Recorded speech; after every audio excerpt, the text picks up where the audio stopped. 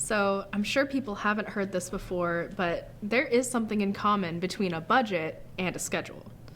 And we can think about a budget and money kind of like we can spend it, we can waste it, we can invest it, and we can do the same thing with time. And that's something we talk about here in LEAD because it's really important with our most non-renewable resource, time, to use it wisely and intentionally. So, Nicole, can you give us a little bit more on what a budget and what a schedule might have in common? Yeah, I love this question because I just got a new money app called Every Dollar. Yeah? And it's amazing. It's super detailed in where I can see every dollar that I spend, every single dollar. It all goes to a place, and I think for many people that's super important. A lot of people have apps, they care a lot about where their money goes, but then it's interesting to see how that doesn't necessarily happen with time, and yet time is even more precious than money is. Yeah. Because you can always get money back, make more money, but time, once it's gone, it's gone. Yeah.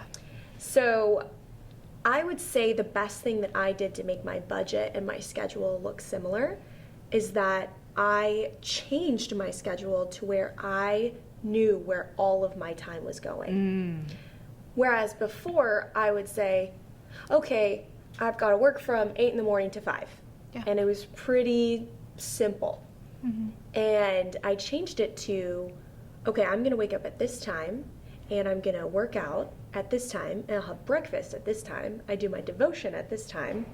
Then I start work for 2 hours. Then I schedule a 15-minute walk for a brain break. Then I go back to work for however many hours. Then I schedule lunch, and so on. And I so don't have to on, give you my whole right. schedule, but you can kind of get the idea where it went from this very simplistic, vague, well, I'm working from 8 to 5, but in reality, are you really sitting down and working Yeah, all that's of true. those hours? Probably not. And so taking my schedule and making it very specific, much like this new app that I got, Yeah.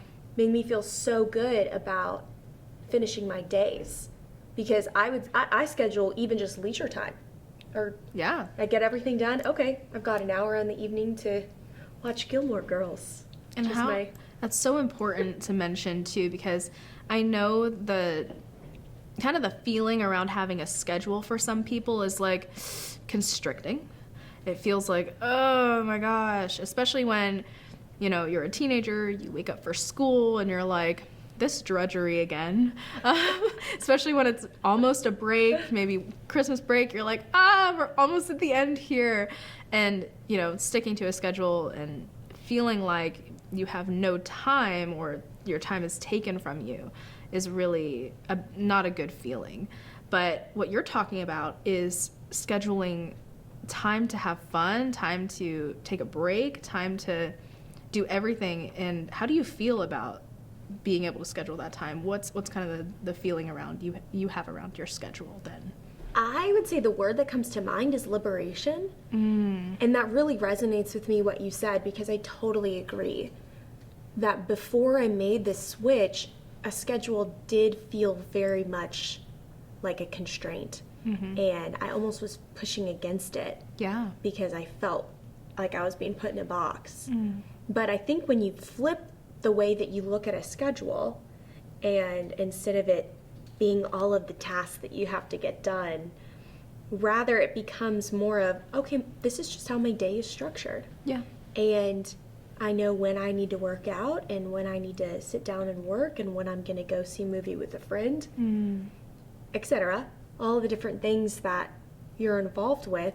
And I think it gives you, at least for me it does, gives me a peace of mind. Yeah. Because I no longer am like, do I work now? Yeah. Should I work out now? It takes the thinking out of it. It does. And oh my gosh, I remember hearing about, I don't know who it was, but some very successful individual, a CEO or entrepreneur or something, but he wore the exact same outfit. Maybe no, it was a president. Oh, really? Maybe it was a president. He wore the same outfit every single day to take away that brain power he had to use to make decisions.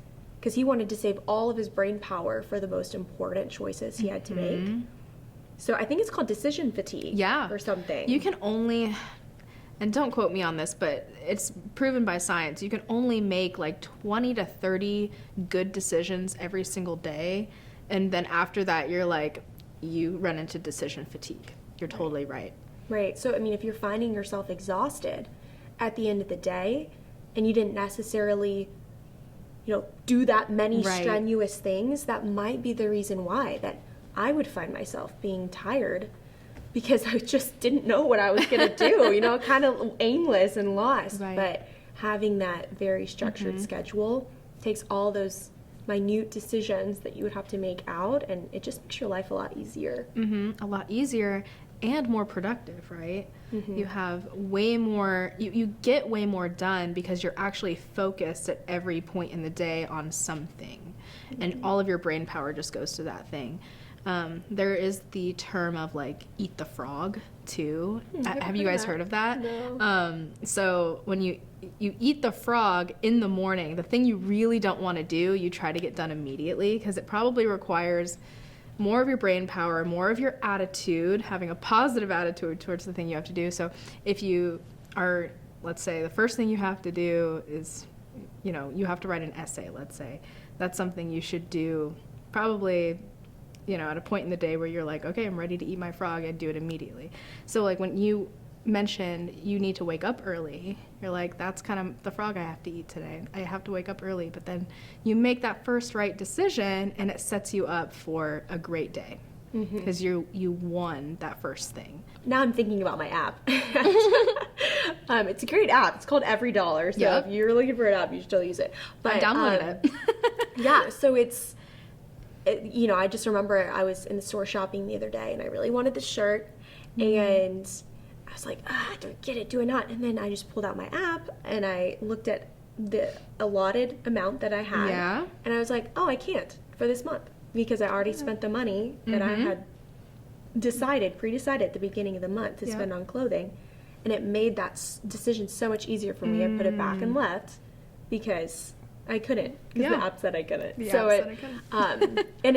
just, I think there's so many similarities between budgeting your time and then budgeting your money. How does schedule help you build habits and in turn build momentum, especially for you?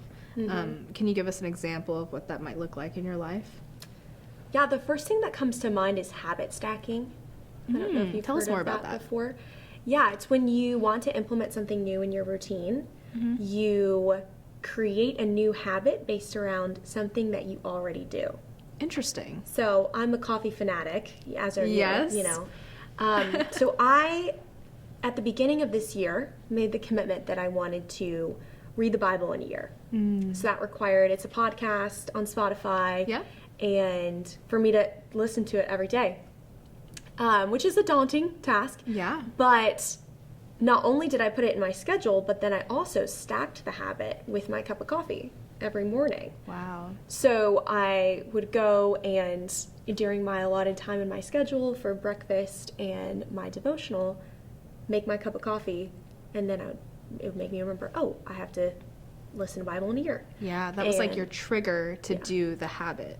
Totally. And then you probably also feel really good doing it because you love coffee. And you're associating that in your mind with reading your Bible. So that's what a great strategy to get you to accomplish that. It's amazing. And two, I think a second thing that's helpful is that with a schedule, depending on what you prefer, if you're a hard paper type person and you like physically writing things down, I used to do that. I actually do have both, versus an online Google Calendar.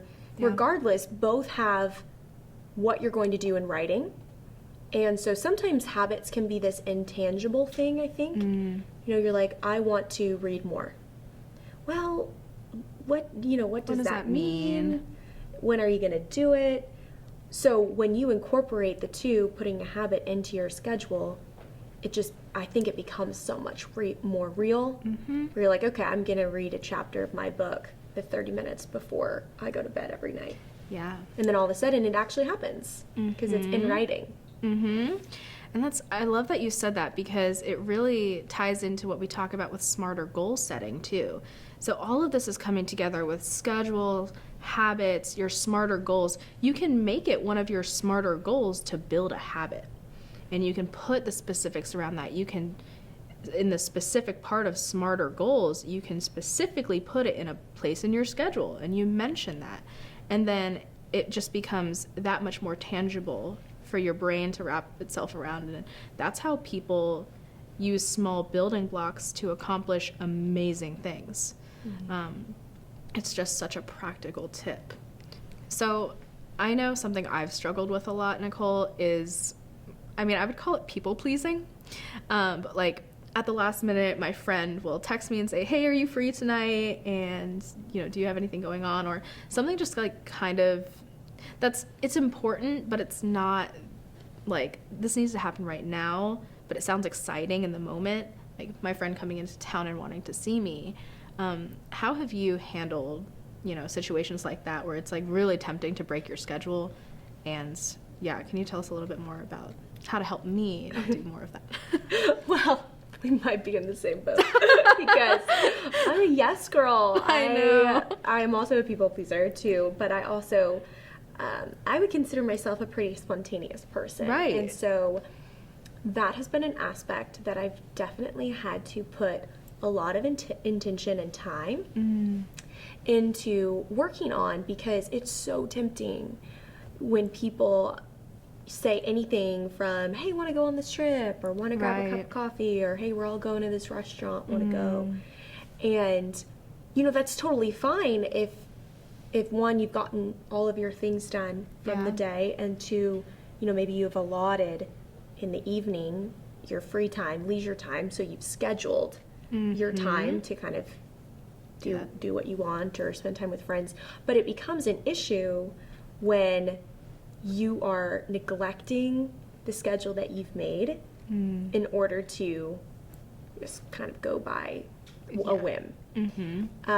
So I think the best thing that's helped me is honestly just practice. Yeah. And it sounds really simple, but I think a lot of times in life that's the answer, is that saying no is not natural for me. No. Yeah. And I would start with maybe smaller things. And something else that has been helpful too is maybe just, instead of saying a flat out no, you can say no, but what if we did it Saturday morning at 10? Or I can't tonight, but what about next week on Thursday? Let me put it in my calendar. Yeah. And that's also been really helpful, but if you're not going to use that muscle and practice that of learning how to say no, then it just will never happen. Right. So that's been something that I've had to do. This is like the concept of guarding your schedule, because you mentioned before, or in another video, schedule is your lifeline, and breaking it and getting into the habit of breaking your schedule renders it useless, right? You're not following your schedule and keeping those commitments. So, the practice of guarding your schedule is something a lot of people can work on, and it's really good, like you said, to just start practicing that. And the power of saying no translates to so many things in your life going forward, because everything, distractions to people who love you, and it becomes things that just take your time. And if you let it, everything will take your time, and then you've sacrificed the thing you really want. I was going to add one more point, just kind of a stipulation that I think it's totally different if, a friend comes into town maybe 2 days before and is like, hey, I'm in town, do you want to grab a cup of coffee? And then you pre-decide. Yeah. You're like, well, I'm going to move, my workout or my time I take to journal to a different time in order to spend time with a friend or do X, Y, Z. That's a great Then tip. that's different too, so definitely you don't want to feel like, no, I can't do anything, I can't, and feel constrained by feeling like you have to say no, especially maybe if it's something you're really passionate about. I think it's just really intentionally thinking about it and not just tossing aside your schedule, but being like, well, okay, if I do this, then I've got to schedule whatever it was in a different time slot. You know, and every once in a while, if you do that, then it's not the end of the world, Right. and it just shows that, you know, you're giving yourself some grace, but then you're also not letting your schedule go by the wayside. So I think that too has been helpful for me. That's awesome. Those are some great tips. Yeah. Wow, Nicole, this has just been such a great conversation about schedule and how you do a professional schedule. You're such a rock star. Thank you so much for joining me Thanks. and talking about it. Yeah, it's been super fun.